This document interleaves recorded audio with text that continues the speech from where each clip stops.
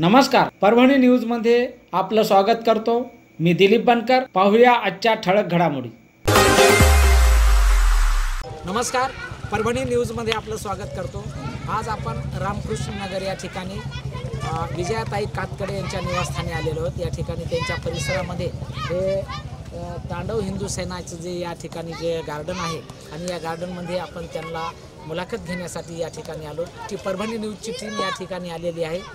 विजयाताई कातकडे यांनी Lioness club यांची स्पर्धा 26 तारखेला ठेवली होती आणि त्यामध्ये जवळपास पूर्ण मराठवाड्यातून या ठिकाणी जे वेशभूषेसाठी स्पर्धक आले होते. जवळपास 65 स्पर्धक या ठिकाणी आले होते आणि त्यामध्ये अलग जे देशासाठी ज्यांनी काम केलेले अशा स्वातंत्र्यवीराचे आणि नेत्याचे या ठिकाणी वेश परिधान केले होते.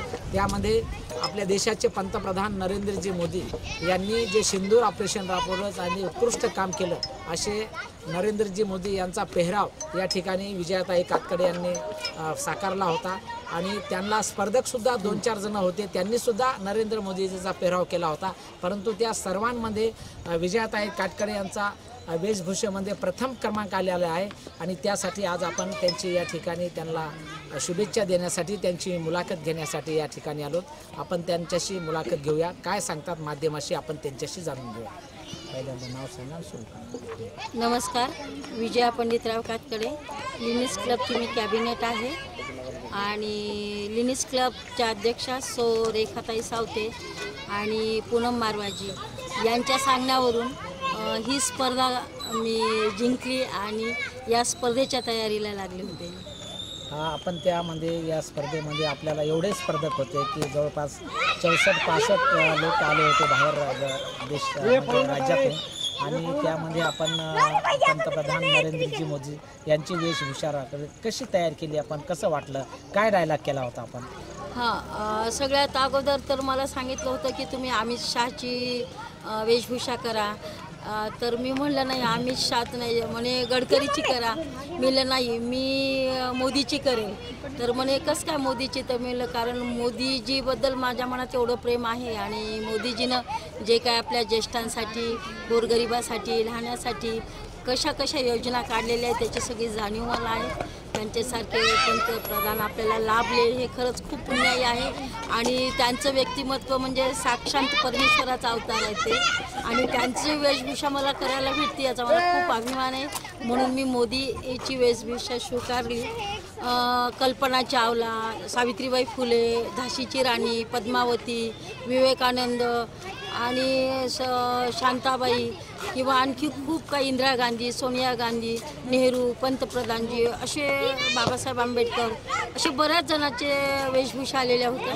तेवढ्यातून मला ही आवडली आणि मला असं खरंही नाही वाटलं की खरंच ऑल इंडियातून माझा फर्स्ट नंबर येईल म्हणून.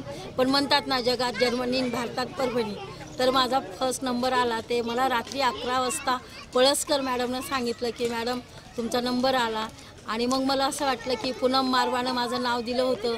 रेखा सावतेनं माझ्याकडनं पूर्ण अपेक्षा होती की मॅडम नक्कीच जिंकतात. तर त्यांच्या अपेक्षेला मी मान ठेवून जिंकली आणि याचा मला खूप अभिमान वाटतो. आपण ऑल इंडिया स्पर्धेमधून जे 65 या ठिकाणी वेशभूषा धारक या ठिकाणी स्पर्धेसाठी आले होते.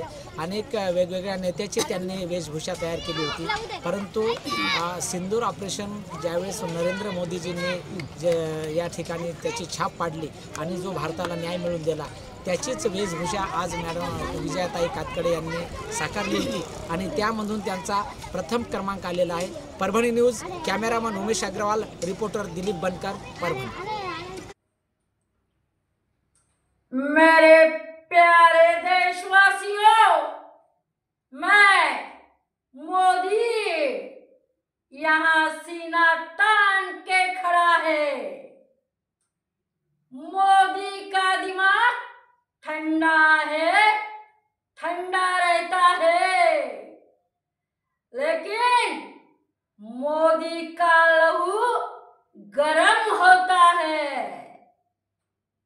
और अब तो मोदी के नसों में लहू नहीं, गरम सिंदूर बह रहा है.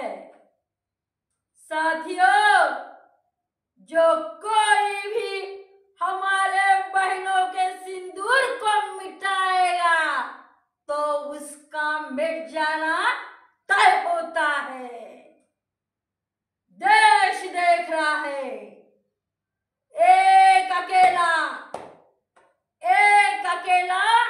इन सब पे भारी पड़ रहा है। भाइयों, एक अकेला ये राजनीति खेल खेलने वाले आप बचने का रास्ता खोज रहे हैं। वंदे मातरम, वंदे मातरम। दिनेश क्लबच्या माध्यमातून मॅडमने गेल्या या 10-12 दिवसामध्ये त्यांनी वेशभूषाची स्पर्धा घेतली होती। 26 तारखेला स्पर्धा घेतली होती आणि त्या स्पर्धेमध्ये त्यांनी ऑल इंडियामधून स्पर्धक बोलवले होते। जवळपास एकूण 65 स्पर्धक या ठिकाणी आले होते। म्हणून त्यांनी पंतप्रधान नरेंद्र मोदी आपल्या देशाचे जे पंतप्रधान आहेत त्यांनी सिंदूर ऑपरेशन हे राबवलं आणि देशाचा अभिमान वाढवला। असे देशाचे पंतप्रधान नरेंद्रजी मोदी यांची वेशभूषा त्यांनी साकारली होती आणि त्यामध्ये त्यांचा प्रथम क्रमांक आलेला आहे। त्यामुळे आज रुग्ण हक्क संरक्षण समितीच्या वतीनं या ठिकाणी आमचे जिल्हा उपाध्यक्ष शेख सरफराज आणि मी जिल्हा अध्यक्ष दिलीप बनकर या ठिकाणी त्यांचा यश मिळाल्याबद्दल त्यांचं या ठिकाणी स्वागत करतो।